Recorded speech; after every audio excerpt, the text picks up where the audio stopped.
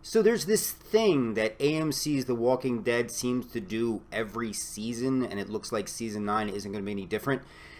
You give me a good setup, you give me a great second episode, and then for some reason there just seems to be like this episode 3 blues. And I think it's probably the best way to describe it. And that's what we got with this week's episode 2, Warning Signs. And I could make 100 jokes about how the title of the episode should have been a giveaway. And again, I am not here to bury The Walking Dead, but I am here to bring up when it's showing some wounds. This episode suffered from some major, over-the-top, just really bad cliche problems. It essentially was a 60-minute episode that really you could have wrapped up in the final 5 or 6 minutes, and even then I have some question marks about it. But let me dive right in by just telling you what my problems were. First, right off the bat, we get it.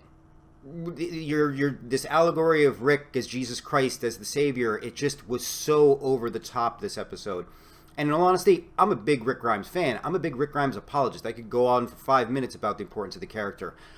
But it just got to the point where it's just, after all this buildup, and then the riding in on the horseback, and the beginning sequences with Michonne and with Judith, it just was so heavy-handed. It was just like, I don't mind you plucking my heartstrings. I don't want you dragging me around the dirt by my heartstrings. And I felt like that's what I was getting in this episode. Also, I'm hoping Michonne isn't pregnant. And I'm going to tell you, there's going to be people who are going to listen to this and be like, oh, you're heartless, you're mean. No, because honestly, I'm a big Michonne fan. But if we're talking about cliches, the magic bullet pregnancy just seemed like that was the setup. And also, I think they're painting themselves into a corner. With all this dramatic buildup, you're almost expecting that Rick Grimes is going to get killed. With this type of buildup, if it's just going to be like, oh, we're going to send him away, fantastic. My theory for just a second, though, they're going to send Rick Grimes away, and then when the Whisperers come into play, we're going to see a little reenactment from the comic books. I'm just going to leave it at that. But, yeah, I just thought there was so much heavy-handedness with the Rick Grimes aspect of it. It just got to me. It really did. The other thing I want to talk about is the Saviors. I know we're supposed to be having a big moral dilemma between Rick's view and Maggie's view, but it's way too one-sided, in all honesty. I'm leaning towards Maggie. I feel like just from a common sense standpoint, Gregory, how many times tried to sail out the hilltop? How many times did he try to kill Maggie?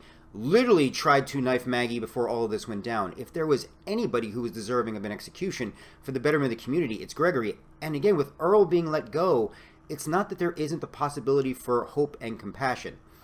When we look at Arat, and make sure I got that name right, again, it was this instance where of all the people you're going to pick, you're going to pick her, and you're going to have Oceanside be the ones to do it. With that story in play, again, that was a no-brainer. There wasn't that sense of turning to the dark side. And then, of course, with Jed, knife to carrot. Look, I understand where Jed's coming from. I understand this paranoia about wanting to watch out for your people. But, he's Negan dedicated. And that's the last thing they need around there. And really, he hasn't shown any interest in wanting to get along with the rest of the group. He is of this mindset still that their savior's in charge and all of them should come to them. So this moral dilemma isn't really a moral dilemma. I have to be perfectly honest. From my standpoint, the moral dilemma is really all in Maggie's wheelhouse. So again, I think they could have done better presenting more of a gray area, but so far they haven't. It seems pretty much even-handed. I have friends who watched the episode who've contacted me and even said, look, I'm not into capital punishment or anything like that, but I mean, wow, the people they've picked, it kind of makes sense. The last thing I want to talk about is the Jadis/Anne and Gabriel thing. And again, I think it's done a disservice to both characters in the sense that I feel like Jadis and just maybe this is what it was meant to be, but it seemed like it was kind of rushed the way she went back to her Jadis persona, or way it was presented to us that she's gone back to her Jadis persona. And again, I think maybe that's meant to demonstrate the fragility of the character.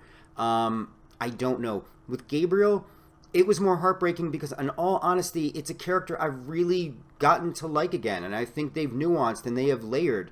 And in this one, it just made him look stupid and innocent and naive, like he's learned nothing. You're in the middle of a junkyard. You lie.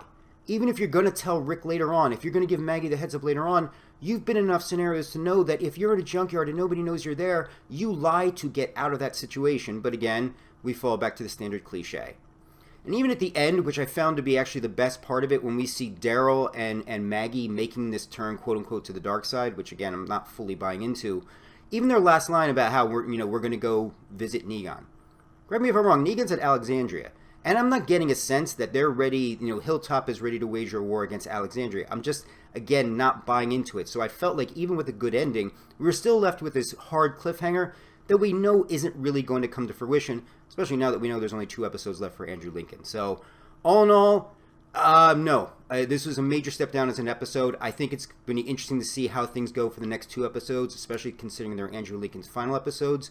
But yeah, this was a bit of a decent speed bump on what's been a good, steady Season 9 so far.